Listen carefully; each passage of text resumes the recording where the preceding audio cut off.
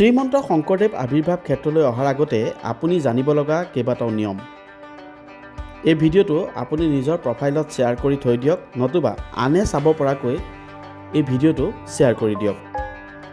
শ্ৰীমন্ত শংকৰদেৱ আৱিৰ্ভাৱ ক্ষেত্ৰ সঁচাকৈ খুব ধুনীয়া এটা অনুষ্ঠান আৰু ইমান ধুনীয়াকৈ সজাই পৰাই ধুনীয়াকৈ সজাই পৰাই তুলিছে, সঁচাকৈ চাবলগীয়া। আৰু অসমৰ ইমূৰৰ পৰা সিমূৰলৈ বিভিন্ন প্ৰান্তৰ পৰা লোক ইয়ালৈ আগমন ঘটিছে।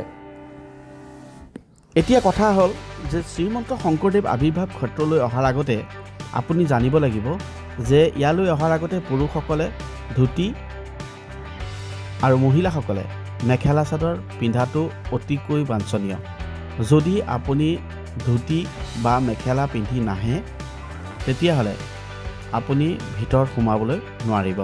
ভিতৰত সোমোৱা নিষেধ। সৰু সৰু একদম কিশোৰীসকলৰ কাৰণে বেলেগ কথা, কিন্তু আপুনি যদি যুৱক যুৱতী হওক বা পুৰুষ মহিলা হয় তেতিয়াহ'লে আপুনি সেইখিনি নিয়ম মানিবই লাগিব। আনহাতে আপুনি যিহেতুকে বহু দূৰৰ পৰা আহিব, কাৰণ বৰপেটা, বঙাইগাঁও, ধেমাজি, ঢকুৱাখানা আদি বিভিন্ন স্থানৰ পৰা আহে মানুহ, গতিকে আপুনি ইয়ালৈ অহাৰ আগতে ইয়াৰ সময়টো নিশ্চয় জানিব লাগিব, নহয় জানো? গতিকে ইয়াৰ দৰ্শনৰ সময় হৈছে ৰাতিপুৱা 10 বজাৰ পৰা সন্ধ্যা 6 বজালৈকেহে। যদি আপুনি 6 বজাৰ পাছত সন্ধ্যা 6 বজাৰ পাছত যদি ইয়াত আহে তেতিয়াহ'লে আপুনি ইয়াত দৰ্শন কৰিব নোৱাৰিব। গতিকে যিহেতুকে আপুনি দূৰণিবতীয়া যাত্ৰা কৰি আহিব, গতিকে আপুনি ৰাতিপুৱা 10 বজাৰ পৰা সন্ধ্যা 6 বজালৈকে 6 বজাৰ ভিতৰত আপুনি আহি ইয়াত উপস্থিত হ'লে আপুনি ইয়াত ধুনীয়াকৈ ইয়াত চাব পাৰিব। আৰু এটা কথা, কণ ল'ৰা ছোৱালীবিলাকে খেলিবৰ কাৰণে খুব ধুনীয়া এখন পাৰ্ক আছে ভিতৰত, গতিকে এই পাৰ্কখনতো সময় অতিবাহিত কৰিব পাৰিব। আৰু মেইন কথাটো হৈছে বিশেষকৈ তামোল পাণ গুটকা আদি যোনে ব্যৱহাৰ কৰে, যোনে খায়, সেইসকল লোকে কিন্তু ইয়াৰ ভিতৰত তামোল পাণ গুটকা একো খাব নোৱাৰিব। কাৰণ তামোল পাণ গুটকা যদি খায় তেতিয়াহ'লে আপুনি 5,000 টকা জৰিমনা ভৰিব লাগিব। ইমান ধুনীয়াকৈ ধুনীয়াকৈ সজাইছে। আপুনি ইয়াত যদি চায় তেতিয়াহ'লে আপুনি দেখিব গুৰু আসন ভাগ খুব ধুনীয়াকৈ দেখুওৱা হৈছে, খোল দেখুওৱা হৈছে, বৰতাল দেখুওৱা হৈছে। গতিকে ইমান ধুনীয়াকৈ সজোৱা হৈছে, সঁচাকৈ এটা ধুনীয়া ক্ষেত্ৰ। শ্ৰীমন্ত শংকৰদেৱ আৱিৰ্ভাৱ ক্ষেত্ৰখন সম্পূৰ্ণ হ'বলৈ আৰু এবছৰমান সময় লাগিব, কাৰণ আমি কৰ্তৃপক্ষক সুধিছিলোঁ এবছৰমান সময় লাগিব। কিন্তু ইয়াত এতিয়া বহুত মানুহ আহি আছে, অসমৰ বিভিন্ন প্ৰান্তৰ পৰা আহি আছে।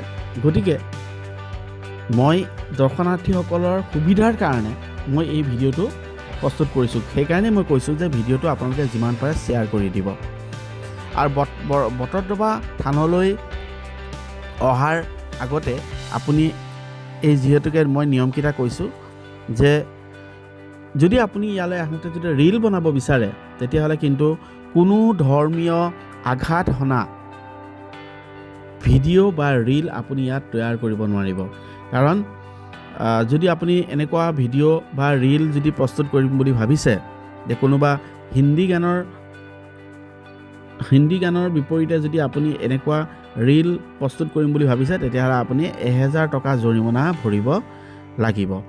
গতিকে ইয়াত নিয়ম আছে। গতিকে আপুনি যদি কিবা কাৰণত ইয়াত যদি মন্দিৰৰ ফুল বা গছ গছনি ছিঙে তেতিয়াহ'লে আপুনি জৰিমনা ভৰিব লাগিব।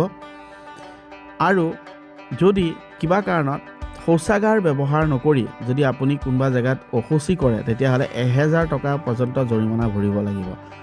গতিকে সাৱধান হ'ব ইয়ালৈ আহোঁতে।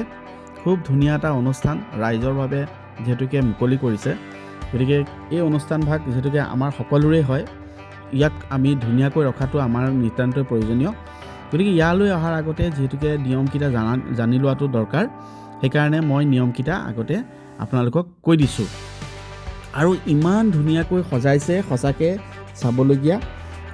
মই দেখুৱাইছোঁ আপোনালোকক গুৰু আসন ভাগ দেখুৱাইছোঁ, লগতে বৰতাল ভাগ দেখুৱাইছোঁ, লগতে আপোনাৰ খোল দেখুৱাইছোঁ।